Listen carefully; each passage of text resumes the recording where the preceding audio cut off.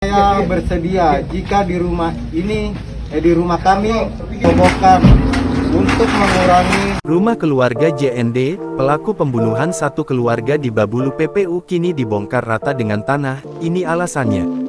Rumah keluarga JND 17 tahun pelaku pembunuhan sadis satu keluarga di Desa Babulu Laut, Kecamatan Babulu, Kabupaten Penajam Pasir Utara PPU Kalimantan Timur kini rata dengan tanah. Rumah yang dulu dihuni oleh keluarga pelaku kini mengalami nasib tak terhindarkan.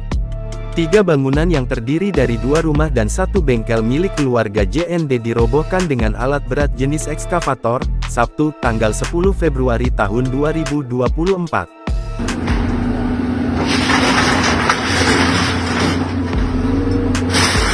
Dari video yang beredar, tampak 1 unit ekskavator merobohkan bangunan tersebut, yang seketika rata dengan tanah. Rekaman video pembongkaran rumah pelaku pembunuhan sadis itu dibagikan akun Instagram @infopenajam.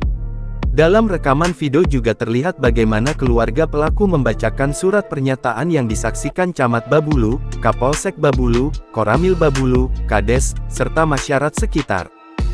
Saya dan keluarga saya bersedia jika di rumah kami di RT 18 Desa Babulu Laut, Kecamatan Babulu dirobohkan untuk mengurangi rasa trauma di masyarakat setelah barang-barang berharga kami dikeluarkan dari rumah kami. Disebutkan bahwa pembongkaran tersebut atas kesepakatan keluarga pelaku untuk menghilangkan rasa trauma keluarga dan warga sekitar.